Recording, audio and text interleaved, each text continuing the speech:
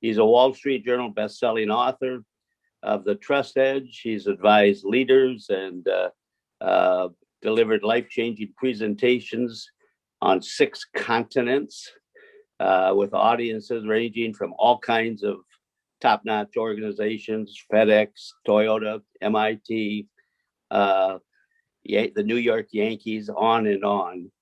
But the most important thing I can say about David is he's a great family man, and he will be fantastic today.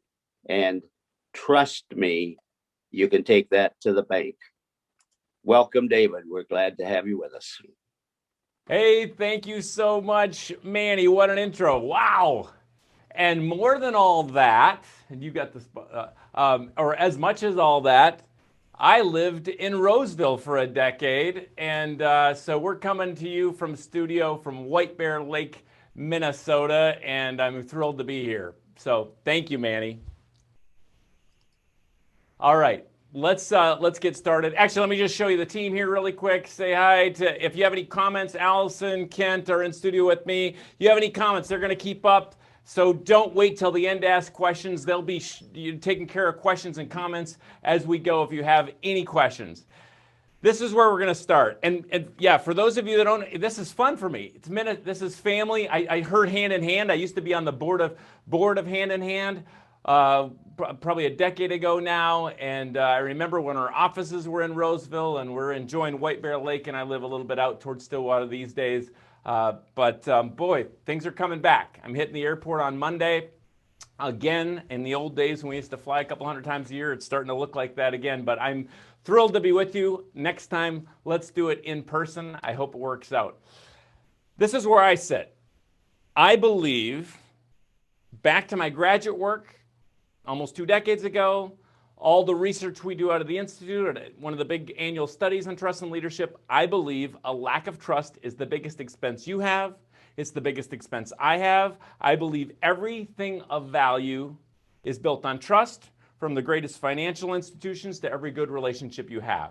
So everything, in fact, I believe the number one question everybody's asking about you is not, do I like you? I've got friends I like a lot. I wouldn't go into business with them in a million years. The number one question everybody's asking is, can I trust you?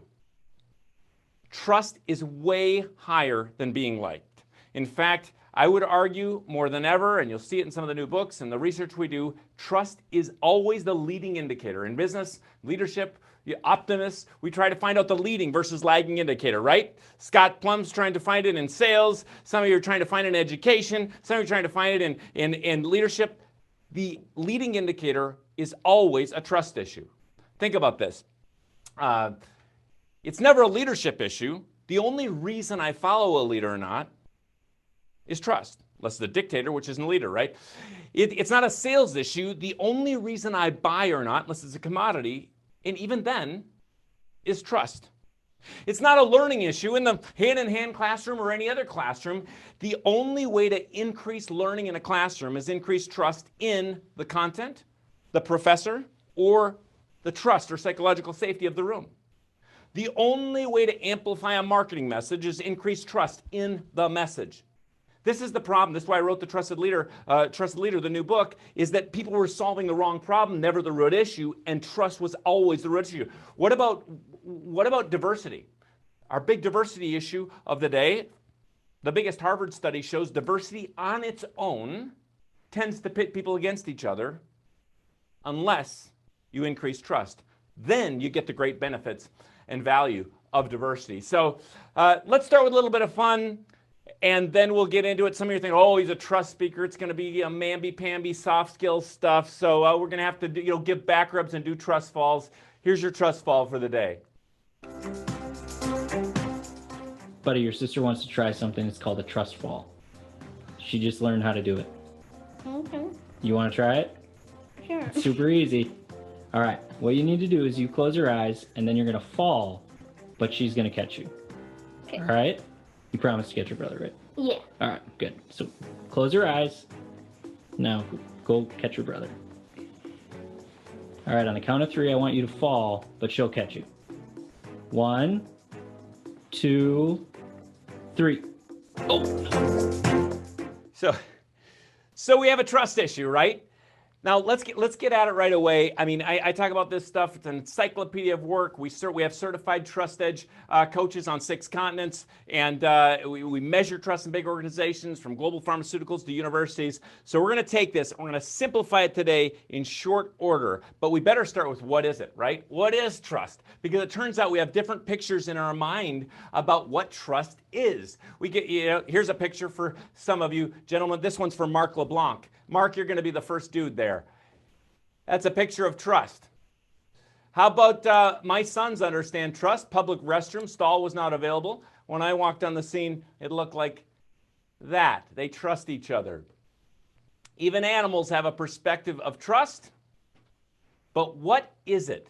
You know, when I started my graduate program, well, I think it's honesty, or it's just integrity, or whatever. Get your hands ready. Those of you that are good are jumping in the chat. Chat one word that defines trust to you. Let's see what you think. What is a word for trust? We can think, integrity is trust, but you know what?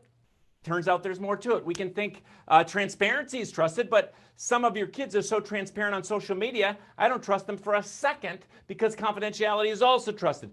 Karen says faith. That's a great synonym of trust. Of course, don't worry. Anything you say, jump on in. Following up on promises, Maria. Merit, honest Merit, my friend. Thank you for letting Merit come all the way from Aurora, Colorado today. Paul says belief or believe. Honesty is up there.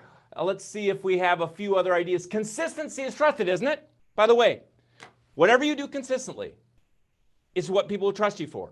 If you're late all the time, I will in fact trust you to be late. Honesty, Peter Hiller. Keller Williams office, that's where we used to get to office in your building. Thanks for sharing. Wow, this is fun for me today. This is amazing. Look at that. Confidence is trusted, Mark Lowe says. Barb says confidence.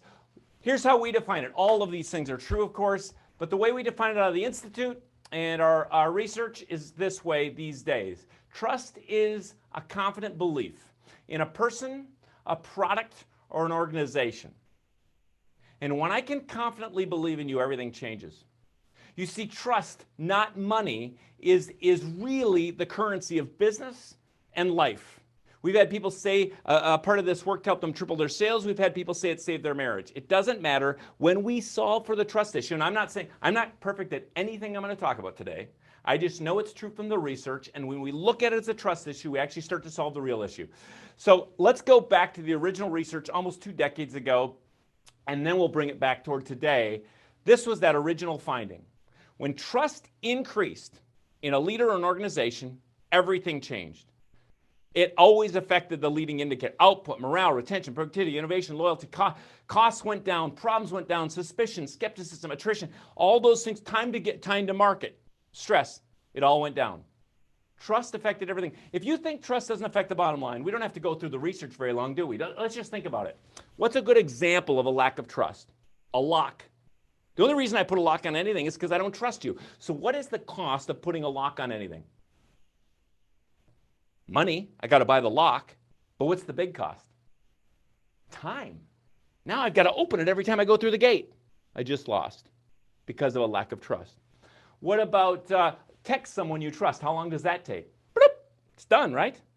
Now text someone you don't trust. How long does that take? Ooh, how are they going to take this? How are they going to take that? Ooh, I don't trust. Right? Massive cost. Let's take a look at the first time I saw the economic impact of trust. You know, the first time I saw the economic impact of trust was, I grew up in Verndale, Minnesota. It's 500 people. I didn't grow up there. I grew up 8 miles from there on a 1,500-acre bean farm out in the middle of nowhere in the poorest county in Minnesota. It's about 3 hours drive from Minneapolis, St. Paul. What do I remember? Driving home from town. Halfway home, at the end of his long dirt driveway, Mr. Olson's veggie stand, produce stand.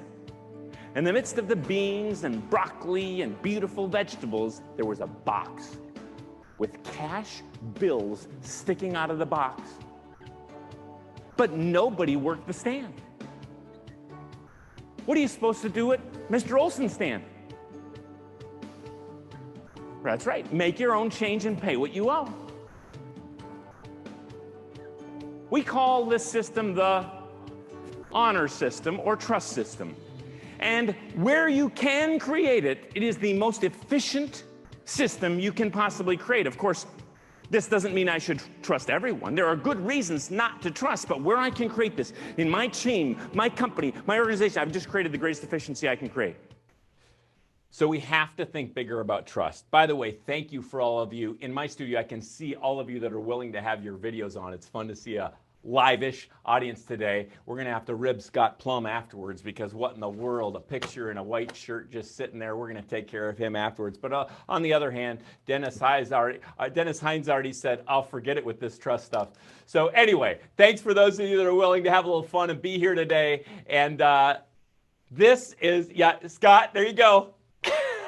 You're back. I'm ready. I'm ready. All right. The case, that's all right. If you got to go to the bathroom, get a drink, it's okay. Take the dog out. This is the fun of this. We get to humanize people. In fact, we saw trust go up, jumping off the rails here a little bit. There's some great things that actually happened in this. CEOs all of a sudden became more humanized. Instead of being up in the ivory tower, there's a cat jumping on the computer in front of them and the 4-year-old running in their undies behind them. And all of a sudden, actually, trust went up in many cases because we started to see each other in certain spaces. But I understand, by the way, anybody that can't or isn't willing to, I just thank you for those of you that are willing to give me eyes and be here together today. So let's get back to it. Let's give a 2-minute glimpse of the newest research, and then we'll get into some things we can do to apply it. The Trust Outlook, if any of you would like it, trustoutlook.com. We give our annual study freely, even though we pay for research on generally 6 continents. We had an executive specific study this last year, but let me just give you a couple takeaways that I think might be interest to you at the Optimist Club. Number 1 reason people wanted to work for an organization last year, especially on the US side of the study, ahead of being paid more, ahead of a more fun work environment with a ping pong table. They want to trust their leadership more than anything else.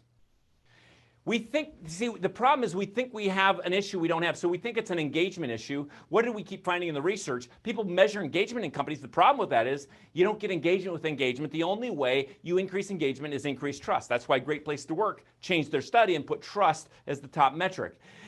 In the same way, if you've ever used Net Promoter Score, NPS, it's a good white paper, but and reasonable research. But what do we find? 9 out of 10 people would not refer products or services they don't trust.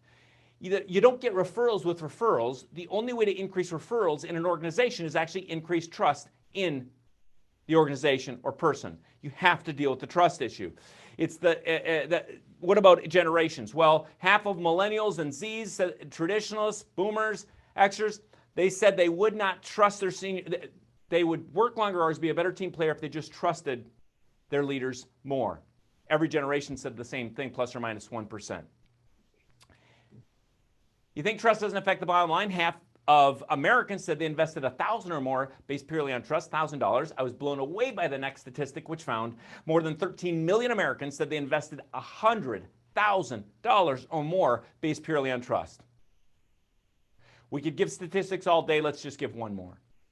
92% of people said they would trust their senior leader more if they were more transparent about their mistakes. Not just transparent, but about their mistakes. This hit me over the head. But this is interesting because my oldest daughter, I'm on a walk with her. She's a teenager at the time. And I'll never forget this. And it pointed to this finding later. We're walking, and she said, I don't know if it was about boys or grades or what.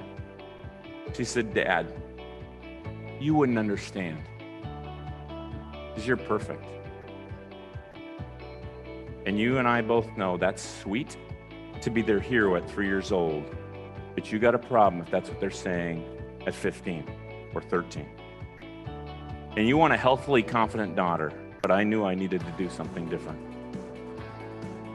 See, many people read the top of this. 92% of people would trust their leader more if they were more transparent about their mistakes. These days, I get to sit by presidents of countries and presidents of companies. I get to sit by heads of pro sports teams, and what I see is imposter syndrome with leaders that are scared to death they're going to be found out. And they need someone to listen to, and they need someone to be real, and they need someone to love them. But the deal here is you got to be transparent about your mistakes. And what I learned about my oldest daughter, she saw me fly to things like this, get picked up by a sedan, go on a jet, do this, speak. The kids often would come with me. But she didn't see all the stuff that happened, everything that happens that my wife knows and everybody else knows. So I made an intention. Once a week when we go on a walk, I started sharing the times I failed, the time I bought everything, used all of our money to buy a business and lost everything right before she was born. The time I made this mistake, the time I don't need to go into therapy now, but I just started to share all the mistakes I've made, or many of them. What happened to our relationship? Just changed forever, that's all. So we have to take a bigger look at trust personally, individually, in sales and leadership. I have to make a couple more fun connections because I see Sheriff Bostrom on. Thanks for being on. I see some of the friends. This is just really fun for me to think back of my days in Roseville, and still part of the Twin Cities, of course. But I didn't say this out loud, but Peter Hiller, you sold our house in Roseville and you helped us buy our place that we're using for some really cool things in spite of ourselves out in Grant, and we're still just grateful for your work on that. I didn't know you'd be here today, and there's probably many as we go by. I think back to when I was on the Ethics Commission for the city of Roseville. Wow, I don't know, 15 years ago, but anyway. Good to see you. There's Peter. All right. Hey, Peter. I said, good to see you. All right. We're getting feedback, though. This is fun. All right. So let's get into it. This is the question I would ask. In your organization, in your sales, whether you're a realtor like Peter, you're a sales expert like Scott, you're a former sheriff and doing all kinds of other things like Mr. Bostrom, or you're at Hand in Hand or wherever else I get to see as we slip through these slides. The biggest expense you have to see it this way, a biggest expense you have is a lack of trust. So the question you need to ask is, what is a lack of trust costing you? What's it costing your team? What's it costing your organization? Because in fact, the biggest cost you have, I sit on the board of a university. You heard that I was part of High Point as an expert in residence now. It doesn't matter if you're in education, it doesn't matter if you're in government. We're using this work in corruption issues in East Africa. We've used it with pro sports teams. We use it. You have to stop and think, what is a lack of trust costing? Because that's your biggest cost. So you could think right now for a moment where you're at in your space. What is a lack of trust costing? Is it costing stress? Is it costing sales? Is it costing attrition? Is it costing retention? What's it costing? Because that is in fact your biggest gap. And we have 6 different ways that we measure trust in organizations, but you can just pause and think, okay, I can see where it's costing time right here. Oh, it's costing resources right here. But that's the question to think about. Now, we have an incredible opportunity right now, because think about this. When is your fastest opportunity to build trust? Think about it. Is it first interaction? Some people think so. That's a good time. Your fastest opportunity to increase trust is actually in crisis and recovery. When was George W. Bush the most trusted as president? The week after 9/11. The way you respond in crisis, the way you respond in recovery, you have an immense opportunity to build or lower trust faster than any other time. So briefly here, let me just pause and look if there was any questions so far. I know we're taking a whole lot of data, years of it, and saying there's the case for trust. So in short order, I'm going to get into next exactly how you build trust. This 8-pillar framework was just revalidated by an outside university last year as the way trust is built globally. We're going to get into the how next. But any questions on the case for trust? Why I believe a lack of trust is your biggest expense? Anybody like, oh, that trust stuff's still soft. I need some more research. I don't know about that trust stuff. Any questions, thoughts? Throw it in the chat. Allison will give it to me, or raise your hand and ask a question really quick. All right, take a sip of water, roll your shoulders, put your hands up, put them down, get a little into this. You guys are getting a little bit, you're sitting too long. Stand up, sit down, fight, fight, fight. Here we go. How do you build trust? How do you build it? Well, it turns out from the research, there were 8, I call them today in the book and the deeper work, pillars of trust, because they hold up this great advantage we call the trust edge, or what it really takes to be a trusted leader. 8 pillars, 8 fundamentals to being most trusted. So here we go. I'm going to give a brief just for context. We could talk about each one of these for a full day. There are a lot of ways you can apply this. We talked about this in the new book, Trusted Leader, but let's give a brief so we understand where we're coming from. They are represented by C words. That doesn't mean it's a motivational speak. It's just that these C's represent each of the 8 research funnels that came out of the research. So here we go. 8 pillars of trust. Number 1 is clarity. People trust the clear, and they mistrust or distrust the ambiguous or the overly complex. We can think we're clear when we're not. Marketing, strategy, strategic planning organizations, branding organizations, all around the world, they think they're clear when they're often not. It takes so much work to gain clarity. Number 1 is clarity. Number 2 is compassion. It turns out we trust people that care beyond themselves. Those that actually show compassion. Like, they may not even care about you, but we'll trust someone as long as they have a care for some mission or something beyond themselves. This is why the most trusted person in the world to the most people is not Oprah, Denzel, or even the Pope. The most trusted person in the world to the most people is Mom. She is innately caring beyond herself. Number 3 is character. We trust those that do what is right over what is easy. You know, this pillar, if you look in the deeper work, there's a 7-step process for how you drive character in an organization. Do not believe the lie that you learn everything about character by 12 years old and that's all you got. People are always pressing toward higher character or away from it. I would ask a few questions for those of you as leaders. Would you follow you? I want to be the biggest champion to those that know me the most, not to those that are far out audiences that don't know me, right? I would ask the question, do you have decision-making values? There's a process for that in Trusted Leader. The third question I would ask if you lead anything, and it needs to be a part of your strategic planning, is there any way that you're incentivizing against the character you say you want to have? We see this happen at everything from corruption issues in East Africa, where until we stop incentivizing bribery in police officers, we're not going to change things. It's the same, you've seen it in a big bank that has a big presence right here with a sales program where the bank was incentivizing against the character they said they wanted to have. You've got to incentivize the type of character. You got to ask her, is there any way you're incentivizing against the character you want to have? That's number 3. A lot of other things we could talk about. You got the mute. All right. Number 4, we're trying to keep up with those of you that are jumping and just mute all purple. Number 4 is competency. We trust those that stay fresh and relevant and capable. You've got to stay competent in your area. You want to be trusted. I might trust Don Silverta to take my kids to the ball game because of his character. That does not mean I will trust Don to give me a root canal because of competency. You've got to stay competent in the way you want to be trusted. If you're selling the same way you were 10 years ago, I don't trust you. If you're teaching in the classroom the same way you were 20 years ago, I don't trust you. If you're leading the same way you were 5 years ago, I don't trust you. You've got to stay fresh, relevant, capable, and competent. Competency is trusted.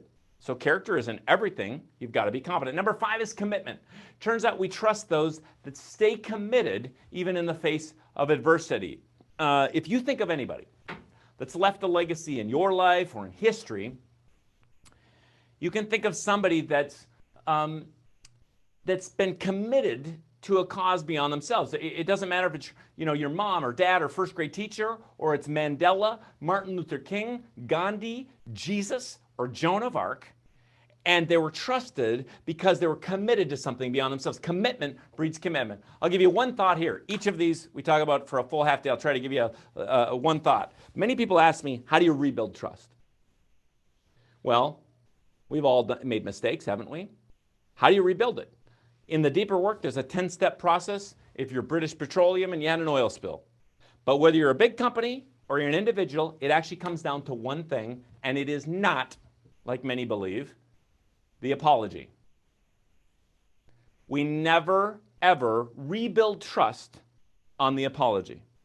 It doesn't mean we don't need to apologize for mistakes we've all made to open the door of communication. But the only way to rebuild trust, I'll say it this way, CEO from the Netherlands came to America. This was interesting. We got to know each other. He'd been here a couple weeks. I said, what's the first thing you noticed? He said, David, the first thing I noticed in America, you got a bunch of lying apologizers. I got this team, they come in every day. This guy says, I'm sorry I'm late, but he's late every day. I don't rebuild trust on the apology. I only rebuild trust when I make and keep a new commitment. Commitment is trusted. Number 6 is connection. The ability to connect and collaborate. This is the joy of the Optimist Club, right? We connect, we become friends, we get to know each other, so we trust each other more. Each of these pillars in organizations has counterforces. So when we look at an organization and we see siloing, we know we have a counterforce of the connection pillar. We see people that are unwilling to share budgets in an efficient way. We know we have a counterforce of the connection pillar. The ability to connect and collaborate, critical pillar. To trust, the 7th pillar is contribution. The real key word that came out of this research funnel was results. You've got to contribute results. The key words, results, outcomes, performance. You can't just have compassion and character. Those might be good. But think about this. I go in for surgery, and it's supposed to be an amputation. The surgeon is as kind and sweet and much character as you could imagine. But the surgeon cuts off the wrong leg. We got a problem. Because I didn't get the results I expected or asked for. You've got to contribute results if you want to be trusted. In whatever way you're being trusted, you've got to contribute results. The 8th pillar is consistency. We trust those that are consistent. I said it before, if you're late all the time, I'll trust you to be late. The only way to build a reputation is consistency. The only way to build a brand, for good or bad, is consistency. If I go to that bank and the teller's great, but the loan officer isn't, the web interface is great, but all the material's confusing, I don't trust because I lost consistency. Think about your business. Think about your work. Are you consistent? Is it sameness? Are they getting the same experience? Are they getting the same you every time? This is the 8-pillar framework. A brief overview. I'm going to go deeper on just a couple of them so you have something you can take away and use. But that's a very quick look at the 8 pillars. And think about it. If you have a question under one of these, you think, I want a takeaway to use, go ahead and write that in the chat, or we'll get around to talking about it. But I want to make a couple comments about these 8. Because I now passionately, and with all of our ongoing research out of the Institute, and work on 6 continents, I believe you can actually solve every organizational and leadership issue against these 8. I hate it when consultants say they got a way to do everything. I'm not saying I know how to do it. I'm not saying it's easy. I am saying if you define it correctly, which is against these 8, you actually solve the real issue. You could take these 8, put them on your desk. You could put them in your company. Of course, we help people do this, but you can solve, it's always one of these. It's not an engagement issue. It's not a referral issue. It's not a sales issue. It's always one of these, and they work together. You could say to me, David, you like C words. Isn't it ever a communication issue? Ladies and gentlemen, at the core, it is never, ever, ever a communication issue. Communication is happening all the time. Clear communication is trusted. Unclear communication is not. Compassionate communication is trusted. Hateful communication is not. High character is, low character isn't. Consistent is, inconsistent isn't. It's how you do it. That's why when you can define it against these 8, you actually get what you want, which is clear communication or compassionate communication. If you can define against these, you actually solve the real culture, team, or leadership issue. That's what we found. Now they all work together. You could say, we've got clarity, I share the vision at the annual meeting, and yet you might not have clarity because you don't consistently share it every 21 days, so nobody knows the vision, so they're not making decisions by the vision, so you lost clarity because of a lack of consistency. I mean, so we got a commitment issue. It might be directly a commitment issue. It might be that people don't feel cared about, compassion, and so they're not committed. This is the 8-pillar framework, and we can contextualize it globally. I can answer questions around that and how we might do things differently if we're dealing with a certain part of the world or how we apply this, but it actually comes back to these 8. It seems simple. It's not. I see this, I research this, and yet I'm challenged to live it out consistently, even in my own organization. But that's the 8-pillar framework. So we're going to go into a couple of them. I just want to check the chat, check Allison, any key questions that I should answer right off? Everybody still there? Yeah? What? Okay. Let's see. Is there one that's most difficult to fix? Merritt, thank you. Well, that's a good question. It's, I will say this. Some are more challenging than others and take more time generally. As you can imagine, character takes more time and more difficult to fix, whereas clarity, you can do something and see results in 2 weeks. So commitment also can take a little longer, some of these. So it's a good question. So we're going to come back to these 8, and I'm going to start with a couple pillars here. Number 1 is clarity. I'm just going to talk about a couple ideas that you can use. First of all, clarity. Let's give a couple ideas you can use tomorrow, a couple clarity slides for you. This one's fun.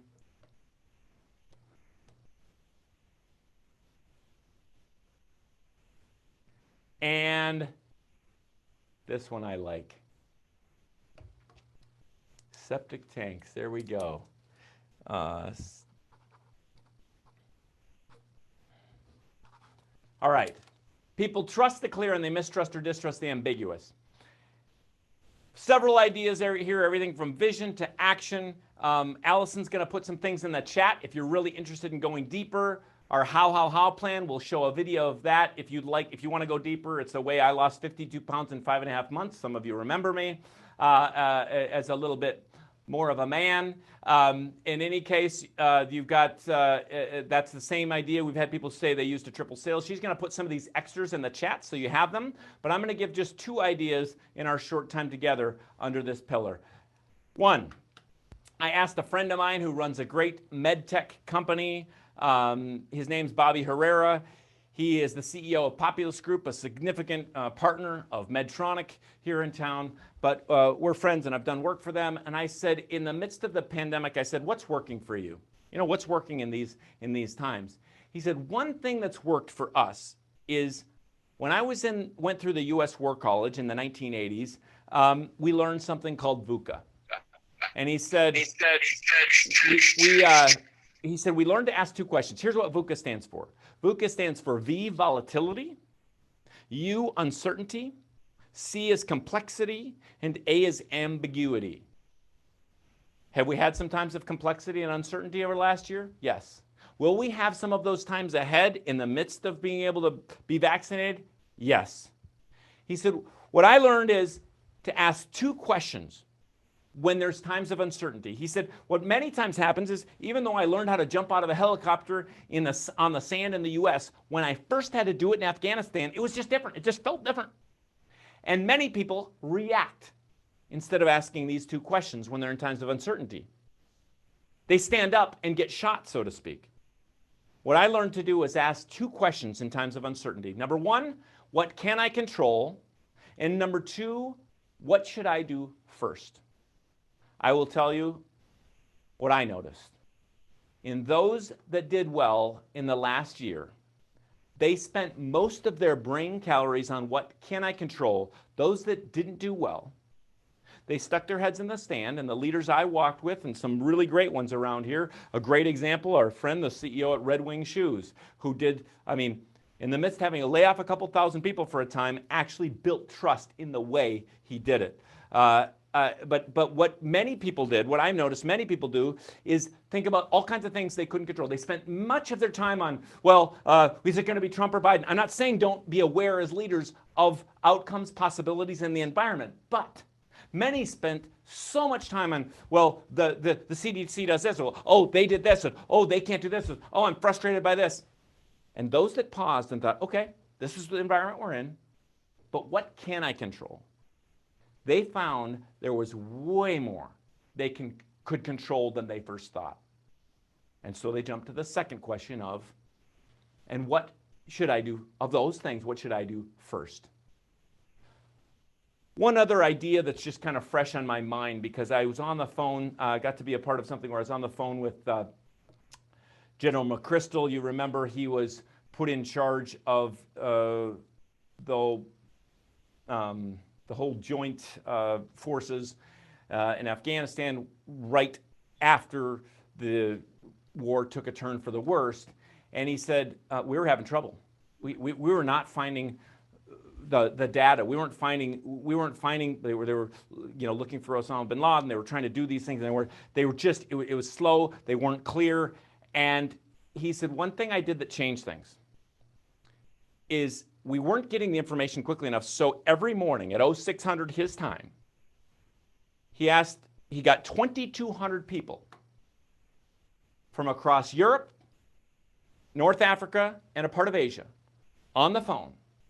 And they shared out loud for 30 minutes. Anybody that had new information, they shared on the phone that morning. They pulled back from weekly meetings and monthly meetings, all this kind of stuff, to daily meetings. They got absolutely focused. One idea that we've learned from this time of pandemic and beyond is if you can pull down, not from top this many priorities or top that many priorities, but in times of change, if you can actually pull down to one core priority. You know Collins, and we generally agree with him, who said, if you have more than 3 priorities, you don't have any. But also you know that it was less than 100 years ago that priority stood for more than one thing in the English dictionary. You couldn't even have a plural priorities. You could have one. In times of change, if you can take your team and pull down, yep, we got to do all these things, but this is the most important. This, be clear about one, it can change everything. Absolute focus. You're going to hear more about focus next time with Mark LeBlanc, so we'll let him take the reins for that one. The clarity pillar, there's a whole lot more we could talk about, but we're going to jump into one more pillar in our time together. And before we do, Scott, unmute yourself, Plum, and share what you had an idea around like versus trust. Let me be clear, you got to unmute. Okay. There you go. One of the number one weaknesses of salespeople is a high need for approval.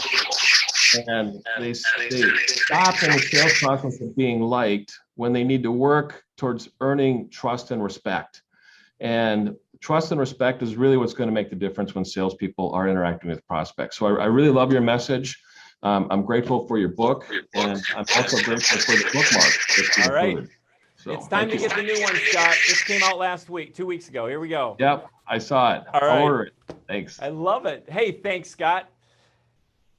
Of course, we want to be liked. People say we buy from people we like and trust, know, like, and trust. But the truth, what I want to set the tone for is what Scott said, is that trust is way higher than being liked. Many people try so much to be liked, but trust, in the way we talk about trust, these 8 pillars, you'll always be liked more too. You're compassionate, high character, and all these things.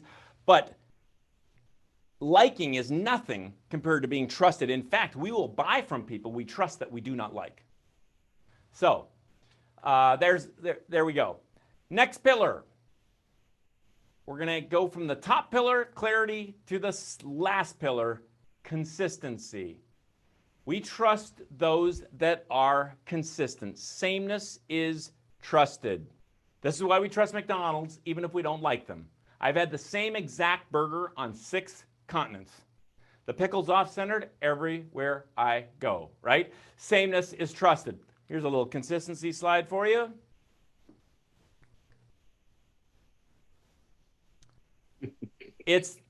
In our office, we have a sign up and it says this: it's the little things done consistently that make the biggest difference, not the big things. Those of you in sales know this. You want little things done consistently, but it's in every area of life. If I'm overweight, it's not because I ate too much this morning for breakfast. It's because I've had too many mocha lattes or too many scoops of ice cream over years. If I'm a good husband, I've loved and honored my wife over time. It's not because I gave her a diamond ring or a dozen roses one time. Not that that wouldn't help. If I'm a good leader, I'm doing the little things consistently. If I share the vision at the annual meeting or I do this one thing, That might be good, but it's nothing compared to consistently sharing it, consistently appreciating people. Consistency wins. In every interaction, we have the opportunity to increase or decrease trust. Every single interaction. If you think about this, how you treated your kids this morning at breakfast, they trust you a little bit more or a little bit less. How you talked in that last meeting with a client, they trust you a little bit more, a little bit less. I sadly have been a part of a situation where I got to watch where in a boardroom, the company had grown significantly, and the chairman of the board and the CEO had become good friends. They'd even gone on family vacations together. Until one day, in one interaction, the CEO got so upset in a board meeting, he threw a clipboard across the boardroom. And from that meeting on, nobody would share bad news because they feared his rage. And from that moment on, that was the start of the end for this company. None of us are perfect, but every single interaction we increase or decrease trust just a little bit. This is a very good friend of mine, Kevin Ridgway. We're different in a couple obvious ways. This picture was taken January 12th, 2017. He was 48 years old when the picture was taken, and it was taken the day before he was hit head-on by a Land Rover that squashed him in his vehicle. The surgeon said he would have died immediately except for the muscle mass he had on his chest. He lives many states away. He was doing work in Florida at the time. He did not know he would be there for months. The surgeon said, and doctors said he might not wake up from the coma. If he does, he'll have brain damage. Miraculously, my friend Kevin woke up 5.5 weeks later without brain damage. 66 days later, Kevin was able to stand up from his bed for just a few minutes, and I got a picture. In 66 days, Kevin lost 66 pounds. Now, that was no fault of his own, but what's the message for you and for me? Atrophy is guaranteed without intentional action. Every single day, every single moment, your relationships are atrophying, except if you're putting intentional relationship building, intentional trust building. Your brand is atrophying. Your body, not just your body, your relationship with your spouse, partner, or friend is atrophying unless you're putting the right things in. And this is no fault of Kevin's, but for you and I, the work of all this is consistency. You've got to keep dripping the right things in. Consistency is trusted. Sameness is it's just like this. Let me show this slide. This is yeah, I grew up on the farm. I mentioned that right away. My dad turns 92 years old in a few months, still runs the farm. Mom and dad do up in north central Minnesota. Amazing story. But what do we learn on the farm? Healthy things grow and sick things die. Healthy corn tends to grow. Sick corn doesn't. Healthy cows grow and sick ones die. But it's true for everything. Healthy churches grow and sick ones become divided.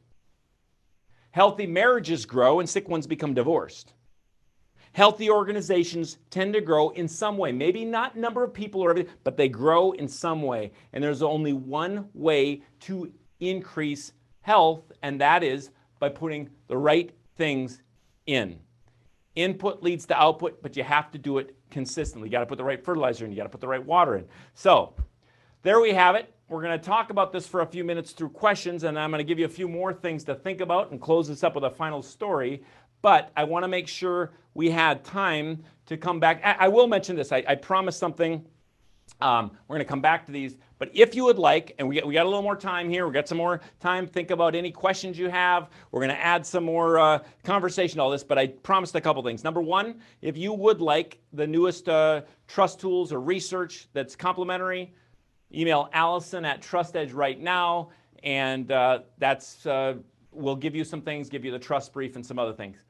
Some of you know the Trusted Leader, or sorry, not the, but just Trusted Leader, just came out. And thank you, Dave, for putting that on your bookshelf. I heard you even read it, even better. So thank you for that. This book, and you can show the slides really quick because we did something for the Optimist Club. I know everybody thinks every speaker does a special for everybody. This is the first one like this. This is for the Optimist Club. It's Friday. My assistant, Kaylee, and Allison are going to leave by 2 o'clock today. And so the special for you, if you would like Trusted Leader for your team, you grab 10 copies, and we'll give you the master class for everybody, self-assessments for everybody, discussion guide for everybody. You have to call in by 2 o'clock today if you want that. If you don't, no problem. You can go get Trusted Leader on its own wherever books are sold. But if you would like it, I don't usually pitch stuff, but they offered this since I'm giving you some complimentary time. Anyway, they said to put something together, so here it is. The masterclass and $1,500 masterclass. You get self-assessment, you get discussion guide. If you want it, call in by 2 o'clock today. They'll get you set up if you'd like it. So let's go back to the 8-pillar framework. First of all, let me make sure I have taken questions. Let's pause for a second. If you have a question, there's been a little something about the sound today, but maybe show your hand or just unmute quick if you have a response or a question. Let's see if we can take that before I give some other things to think about. Oh, here's one. How does trust work? Okay, how does trust work when we are starting to view the world through a fundamentally different lens? And is it the same person, Allison? Okay.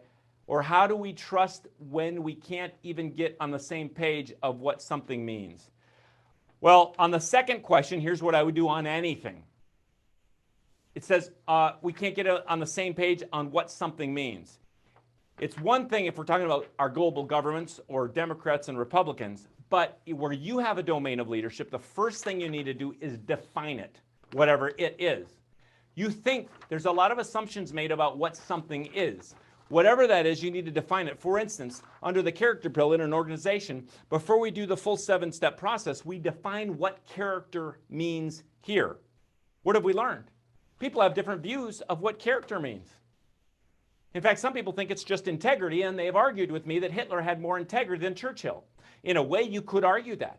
Hitler got up at the same time, he went to bed at the same time, he didn't even drink coffee and certainly not alcohol. Churchill, carousing all night, who knows when he's going to get up in the morning, but he had a moral character to save us at the darkest hour of the 20th century.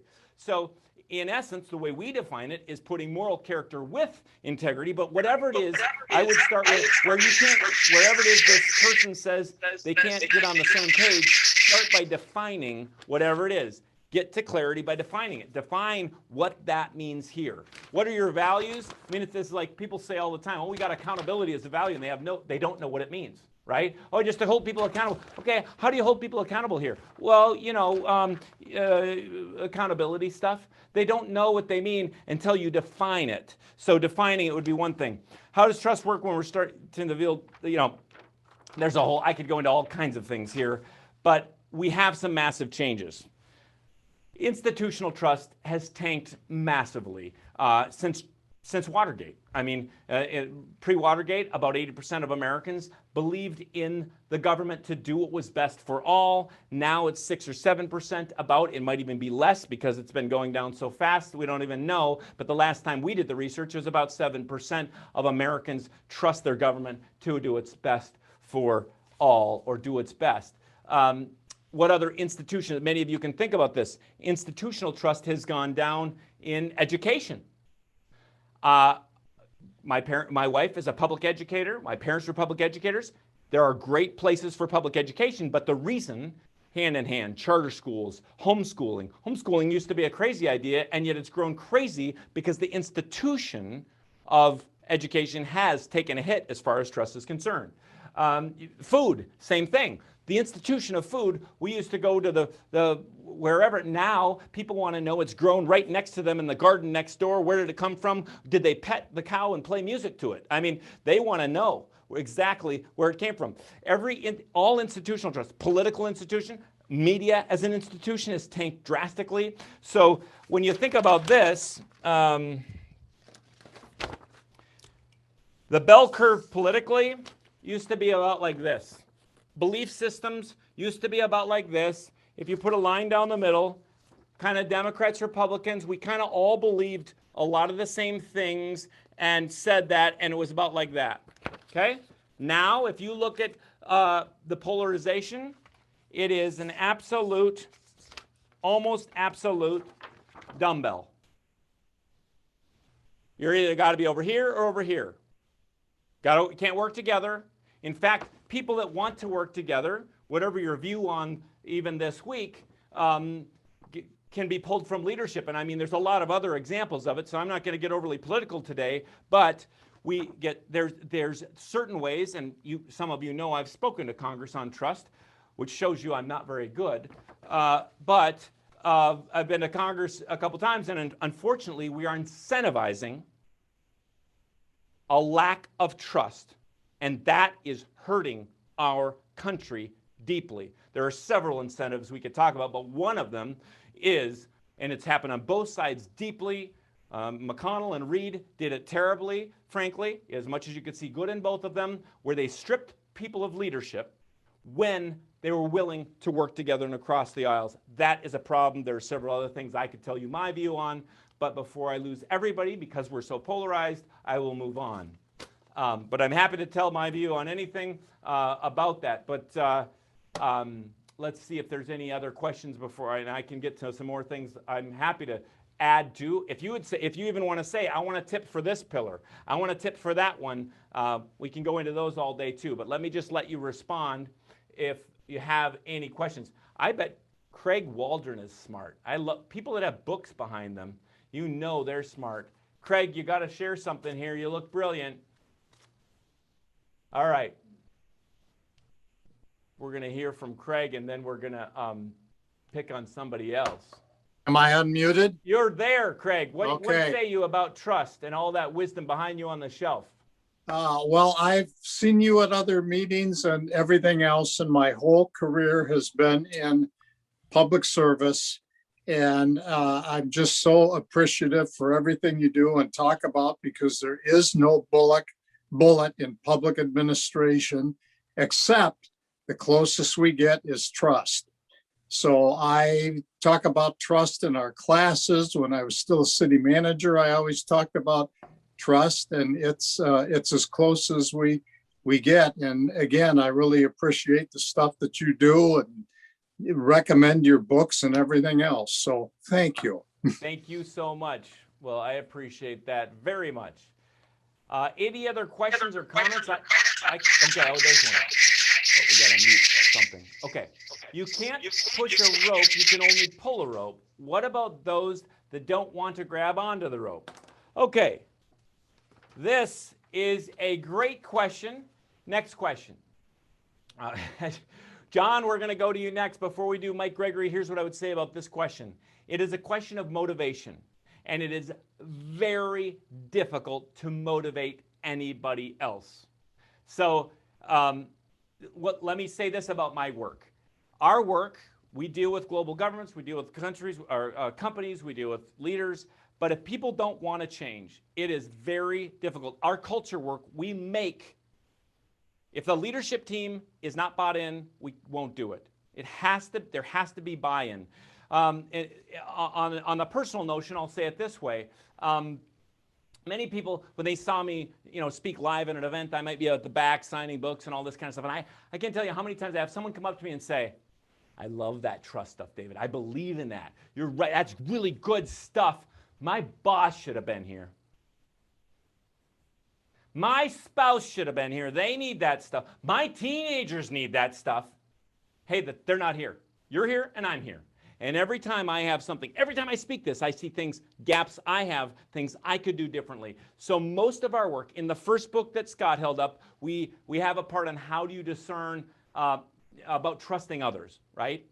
But almost all of our work is around how do I become most trusted? How do I become a trusted leader? Because that's when I gain the greatest influence and impact. So I I would say to our friend, as far as the whole rope thing, what you can do is you can increase trust in you and any place you have a domain of leadership, and that is how you might motivate someone else. How does the CEO who threw the clipboard build back trust? Well, you know, in the coaching work, at least, I wonder if you could throw in the 10-step. We've had a couple different guides. I don't know if Allison has it just quickly, but we have several steps to rebuilding trust. At some point, if you email Allison, we'll give you a process. But the first steps are you have to make and keep a new commitment. You start with an apology just so you open the door of communication and show that you're humble and did something wrong.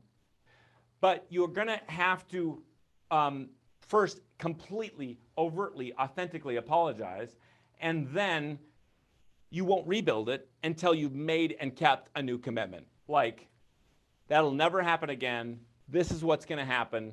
This I want, and in this CEO's case, they need to set a way that people can share bad news without any fear of repercussions if they want to, you know, increase open communication. A case study on this, by the way, whatever you think about big oil or not, was, and many of us remember, the British Petroleum oil spill. I mean, people didn't think they'd ever be able to make it back. But what did BP do? Immediately, overtly, and in full-page ads of every big paper around the country, they ran a sincere, clear apology with a commitment before it was regulated at all, and they committed immediately to $80 million going, that was not part of regulations, immediately going to clean up the private beaches in the Gulf immediately, and they actually kept that commitment.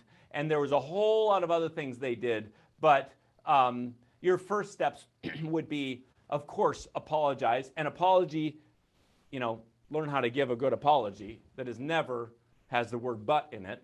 And it is absolutely all about you, no matter what anybody else did. And then you have to make, you won't be trusted again until you make some commitment. And here's the problem, by the way. Many people don't trust themselves, so they don't build trust with others, right?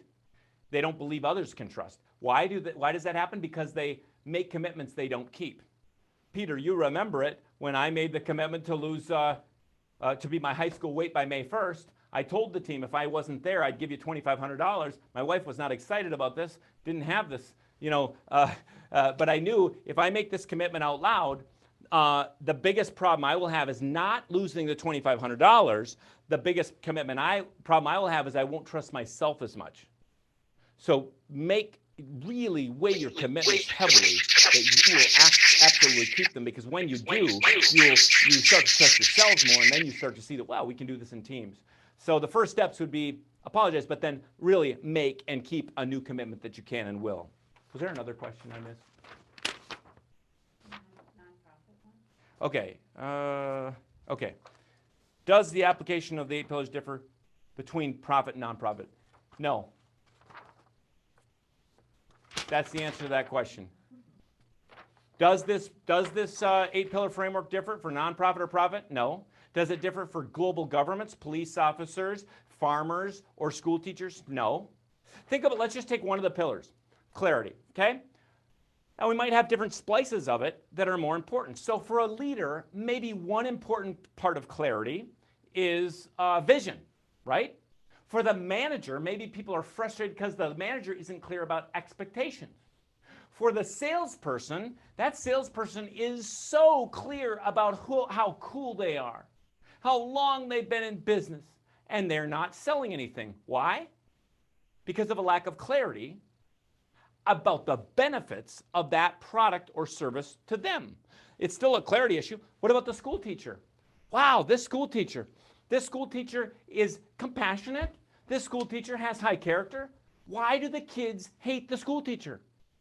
Turns out that school teacher is unclear, clarity issue, unclear about the assignments. So the kids go home every day frustrated because of a lack of clarity. So you could take any of the pillars and you can use it for across, industries and even around the world. Now, This is getting a little off the rails, but contextualizing for around the world is important. Some places we might start with certain pillars. In the US, people want to start with results, contribution. In Latin America, I better start with connection or I'll never get to results. It doesn't mean Latinos don't want results.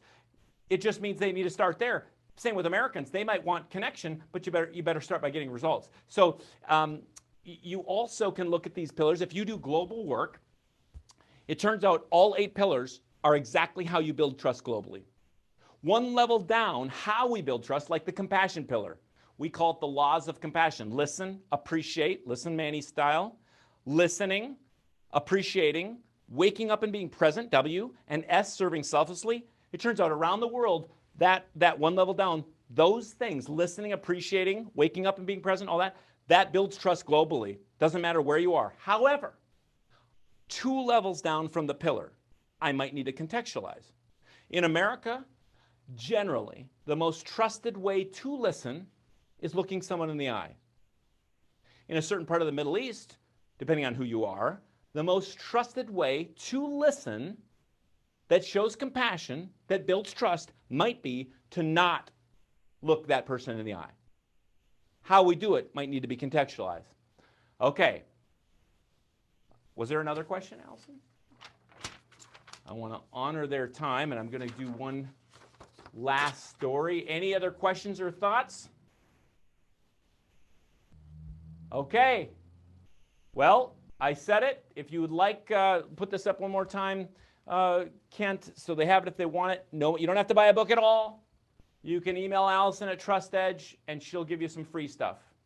If you'd like to see the newest book, we put a package together that usually to sell the masterclass and everything is worth a whole lot. So if you want to get 10 today, call Kaylee or Allison today. They'll give you all of that and send you 10 or more books. You just have to do that by 2 p.m. today. Otherwise, you can get it wherever books are sold, or obviously pay more. We don't mind that. Okay, one more question, and then I want to say one more thing here. As the organizations grapple with how to bring employees back to the office with ever-changing mandates, what pillars will be most important in instilling confidence and trust? So here's what I would do with these 8. Put these 8 down and think, well, which one are we doing well? Let's underline those. What's one, if I circled it, that we should work on for the next 90 days? And any one of these could be important, but I will just say from the last year, a few that you need to start with if you're a senior leader. Leaders that led the conversation with compassion or empathy. I'll tell you what happened to leaders that sat up in the ivory tower in their mansions, got on the webcast with their people, and had no understanding that many of their people were in a little apartment with 3 kids running around the kitchen table screaming, trying to do their homework.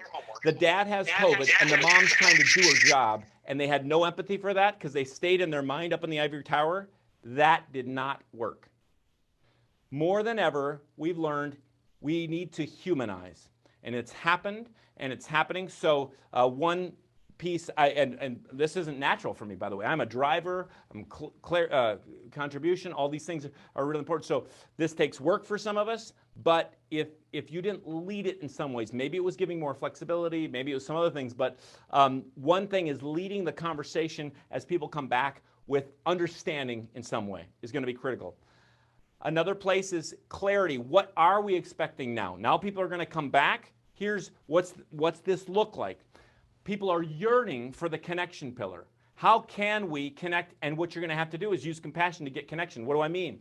You're going to have to listen to how people want to come back. It doesn't work to say, well, I don't believe in masks, so no one should.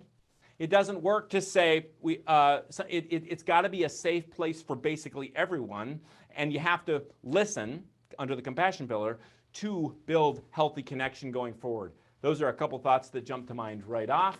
And Kurt, unmute. You're going to say something smart, and then I'm going to say a couple things to close us. Okay. Well, David, thank you so much for your presentation today. But I did want to make one comment about the new book. I have had the opportunity to read it, and I just think it's important that those who have not yet had that opportunity know how eminently readable it is. And I think it's important for folks to know that it is formatted first as a parable, and that then the last part of it, pardon me, is the relationship of the 8 pillars to the story that's told. And I think this is an absolutely refreshing way to make the points, to tell the story. So thank you so much for that. And I hope that this contributes to more people reading it, because it is very readable, and it is it's very clear, it's concise, just like your presentations are. Pardon me. The other thing is, my question is, in the book, you have an exercise called the Trust Shield. Would you like to comment on that a little bit? Happily. And Mary Jo, you're going to be ready to unmute next. All right. So Kurt, thank you for that. The Trust Shield is often we hear this when we lead it in organizations or with leaders, the most powerful exercise when people do it in teams the way we lead it. Now, we give away in the book for people to do it themselves. There are 2 big wins with the Trust Shield exercise. Number one, people know themselves more. Many people say, CEOs will even say, I deal with the vision of the company for 20 years. I deal with the mission of the company, but I've never thought about myself like that. And you know, Socrates said, you got to know yourself, especially if you're going to lead yourself. You got to know yourself. So that's one big win. The biggest win, though, is when people share it in small groups, teams, or with senior leaders. Not manipulative, not anything they don't want to share. There's, remember, there's a healthy balance in trust between confidentiality and transparency. But when people are willing to share more than they thought, we've had people in 3 minutes say, I've worked with this guy for 20 years, and I learned more about them in these 3 minutes or 4 minutes than not. By the way, I've taken senators and representatives, Republicans and Democrats, through that exercise, a group of them.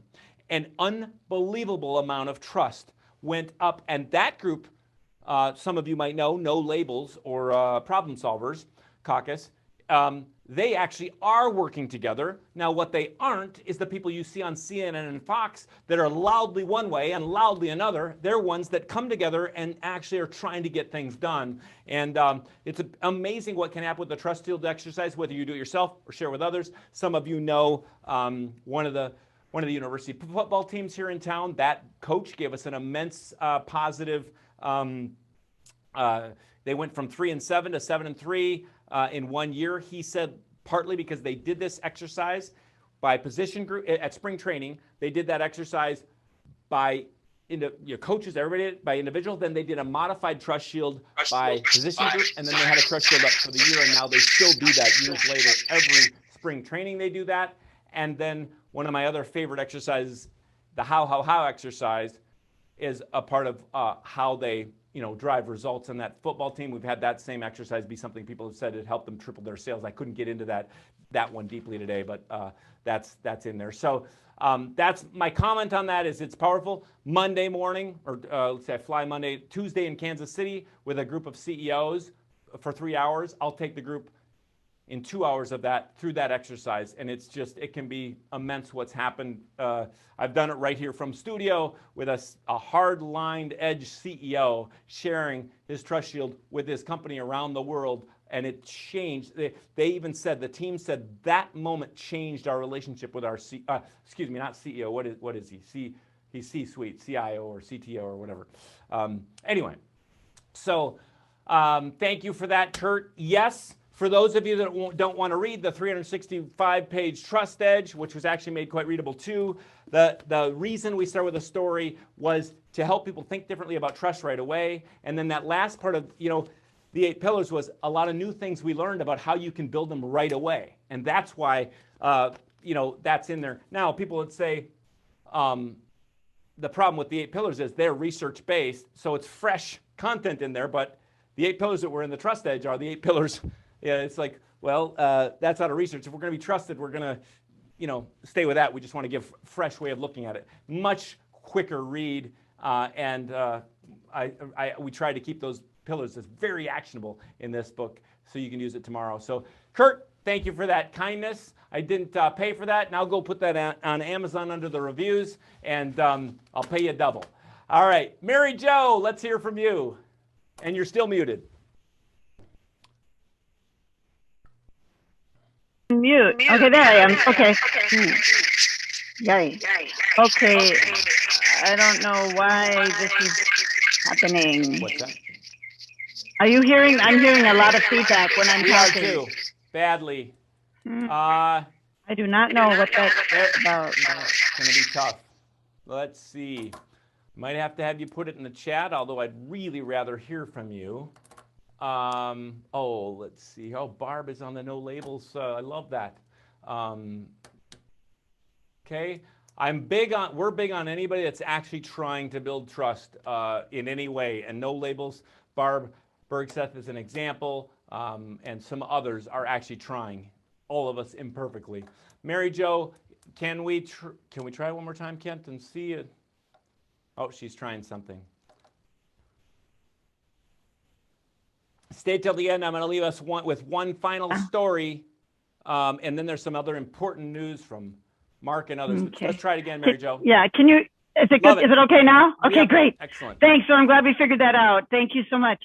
Say, David, I have heard you before. I'm Mary Jo McGuire. I'm a Ramsey County Commissioner, and you spoke at our Association of Minnesota Counties. And of course, I've had the privilege of working with your brother, who's a county commissioner, who was a county commissioner. And you are a star, of course, keynote speaker at our conferences. We love your work and your book. And I'm a proud member of this community here in Roseville and love the Optimist Club and appreciate you coming to speak. So as an elected official, you know, we want to speak with confidence and we want to, you know, be leaders and show that we know what the right thing to do is. We also want to balance that against humility, that we're not always right. So when we do speak with confidence and lead, you know, we aren't always right. So then people lose trust because what you may think is the right thing to do turns out to not be the right thing to do. And I think we've seen that a lot in the responses to the pandemic. You know, people were doing what they thought was the right thing and it hurt some people and people were frustrated. So can you just talk a little bit about that balance between trusting yourself then? I mean, then you start to lose, you know, faith in, well, maybe the decision I made, you know, clearly wasn't the right one for a lot of people. Or maybe it was, but a lot of people were mad about it. How do you, you know, trust yourself more, and then how do you balance that out? That whole trust when you maybe make a decision that isn't maybe in the end doesn't turn out to be one that was maybe the right one. You know, first of all, I'm not going to pretend that there's a lot of people on here that can answer this better than me, and this is a very difficult question. In talking to my friends. You know, we're sitting together, Lieberman and Huntsman, and Huntsman directly said, both of them said the same thing. And of course, by the way, Barb, they were part of helping, you know, the problem solvers get off the ground.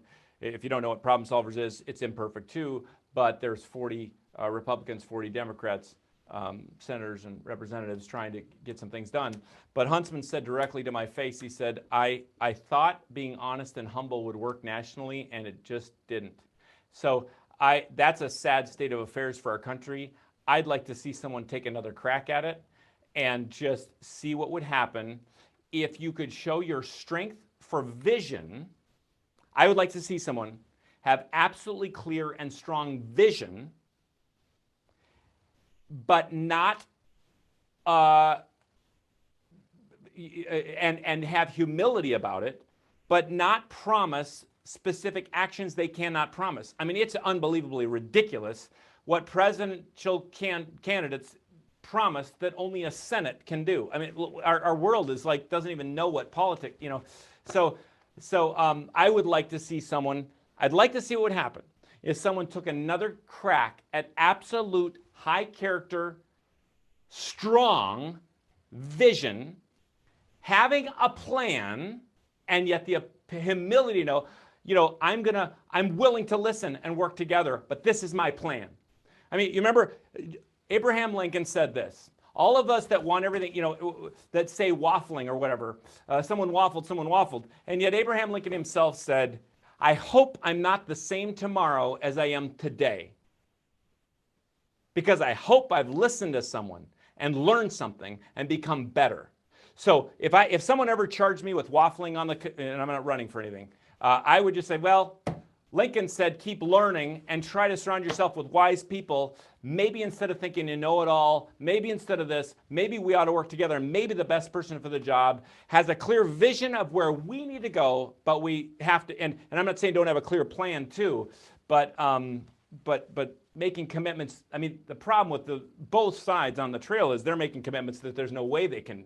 Anybody that knows politics knows they can't keep. I got to keep moving. There's some other people doing some great things here. And so this is my last slide and then a story, and I'll wrap this together. Thank you, Mary Jo, for your work. Thank you, all of you, for your work. I'm grateful to call us Minnesotans together, except for a couple friends chiming in, but much of my work isn't in Minnesota anymore, so it's a treat to really be among so many friends, and what a joy it is. But let me give you two last thoughts. Let's look at this slide. On the farm, we say this: you gotta do the work. Many people want to say,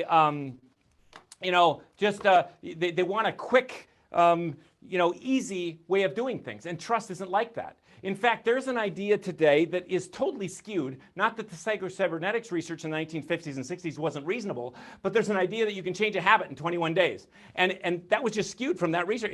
It's not like, unless you can get addicted to crack, I hear, in 21 days, but most habits you can't change like that. It takes work. In fact, the neural pathway doesn't generally change for about 90 days. So you've got to do the work, and that's the problem with trust.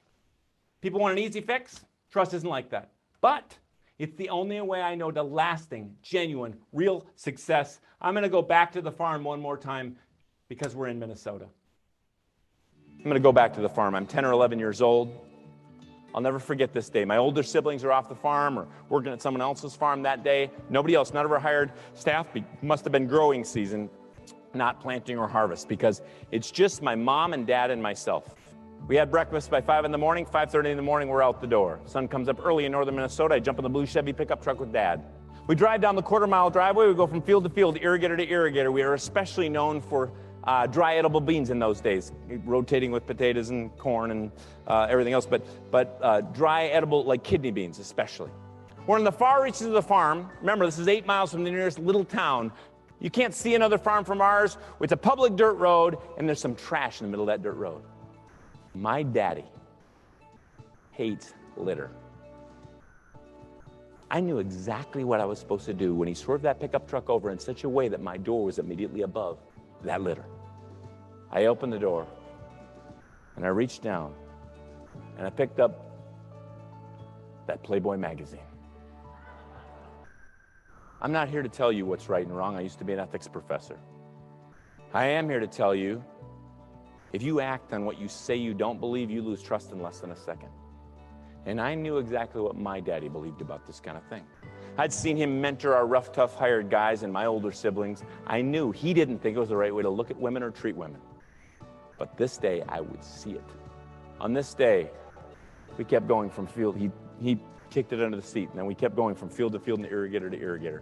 Pretty soon, it's about mid-morning on the farm. Some of you know what that is. 7:30. Came up the quarter-mile driveway. He dropped me off at the house to help Mom play. I don't know what I did. No windows on that side of the house. No way to see what Dad was up to. But he drove the pickup truck out to the combines and to what we call the shop, to the tractors and the combine there. And I don't know why that morning. Sometime the phone rang mid-morning, some random time in the morning. Remember when there was one phone on a farm with a cord attached? Anybody know what party lines are? Oh yeah, you've lived. The phone rang, and usually Dad would just put the note on Mom would put the note on Dad's lunch spot because nothing was so urgent. But this day she said, "David, go give this to your dad." I took the message. I ran on the attached garage. Remember, no windows on that side, the back side of the house. No way anybody would see what he was up to, except there's one little entry door window. And I don't know why. Any other day this age, I'd blow through that door and run out to my dad, but I paused inside. No way Dad would hear me coming, lost most of his hearing in the Korean War. No way he would see or think I was coming, but I was. No way he knew I was watching. But I stopped inside, and I peeked through the one little entry door window that looks at the back side of the farm. And from 100 yards away, I watched my daddy, not thinking a soul's watching, I watched him pull himself up from under the tractor he was working on. I watched him walk around the other side of the combine. I watched him walk between two trees and up to the back side of that blue Chevy pickup truck. And I watched him. And what I saw would change my life forever. Because I knew what my daddy said about this kind of thing, but this day I would see it. I watched him open the door, reach under the seat, pick up that Playboy magazine, and then I watched him. I watched him keep his arm outstretched and walk 30 paces over to the shop furnace where I saw him throw it into the fire. You think I trust my daddy? Absolutely, because he does what he says he'll do even when no one's looking for. That's where we create the habits for when someone just might be. Pop right out to this. Well, you have got to do the work. I've got to do the work every single day if we're going to be trusted by those around us. It's not someone else's work, it's ours to build this 8-pillar framework. And my hope for you is that you'll enjoy this great advantage of being a trusted leader. Thanks for the work you do in Minnesota and around the world. It's a privilege to be a part of it and a privilege to call so many of you friends. Thank you, David. You have fulfilled the trust of all who have invited you here today. You're fantastic. Keep up your great work. Thank you. Thank you, Manny. Okay, thank you very much. Thank you very much. It was just great. It was wonderful.